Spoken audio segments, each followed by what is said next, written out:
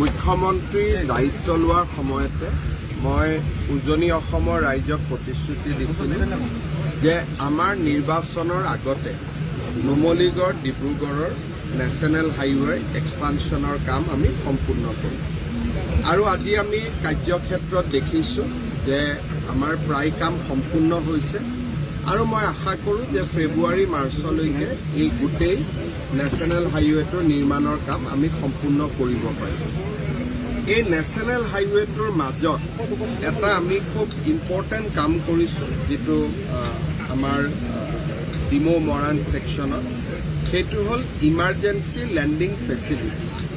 অৰ্থাৎ বায়ু সেনাই হওক, চিভিলিয়ানেই হওক, আজি কিবা এটা কাৰণত যদি ডিব্ৰুগড় বিমানকোটত অৱতৰণ কৰিব নোৱাৰে, তেওঁলোকে নেশ্যনেল হাইৱে বিমান অৱতৰণ কৰাব পাৰিব।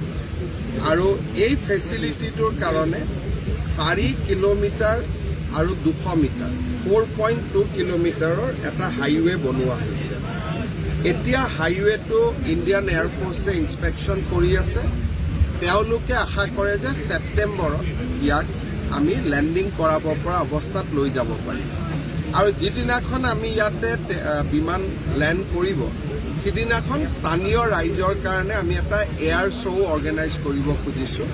আৰু মই ভাৰতীয় বায়ু সেনাৰ লগত সম্পৰ্কত আছোঁ, যাতে ৰাফেলৰ দৰে, সুখৰ দৰে বিমানো আনি যাতে আমি ইয়াতে লেণ্ড কৰাব পাৰোঁ। আৰু তাৰ লগতে বিমান যিটো আমি এয়াৰ শ্ব' বুলি কওঁ, কিছু যাতে এয়াৰ শ্ব' আমি কৰিব পাৰোঁ। আপোনালোকক জনাবলৈ পাই মই আনন্দিত যে এইটো আমাৰ উত্তৰ পূৰ্বৰ ভিতৰতে প্ৰথম ইমাৰ্জেঞ্চি লেণ্ডিং ফেচিলিটি আমি নিৰ্মাণ কৰিছোঁ। কিন্তু ভাৰত চৰকাৰে ইতিমধ্যে আৰু 2টা ইমাৰ্জেঞ্চি লেণ্ডিং ফেচিলিটি আমাক অনুমোদন কৰিছে।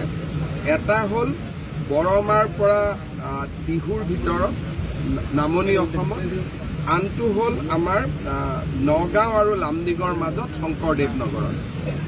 অৰ্থাৎ গোটেই অসমত আমি 3টা ইমাৰ্জেঞ্চি লেণ্ডিং ফেচিলিটি পাম। প্ৰথম ডিমৌ মৰাণ, তাক আমি উদ্বোধন কৰিম। দ্বিতীয় বৰমা টিহু, তাত নতুনকৈ বনাব। আৰু আনটো হ'ল হোজাই শংকৰদেৱ নগৰ, তাতো নতুনকৈ বনাব। সেইকেইটা হৈ উঠোতে অলপ সময় লাগিব। দ্বিতীয়তে আমি আৰু এটা নতুন পৰিকল্পনা NHIDCL আৰু বায়ু সেনাৰ লগত কথা পাতিছোঁ যে কেতিয়াবা যদি ভয়ংকৰ বানপানী হয় আৰু ক'তোৱে হেলিকপ্টাৰ নমাব জেগা নাপাওঁ, তেতিয়া আমি হেলিকপ্টাৰ ক'ত নমোৱাম।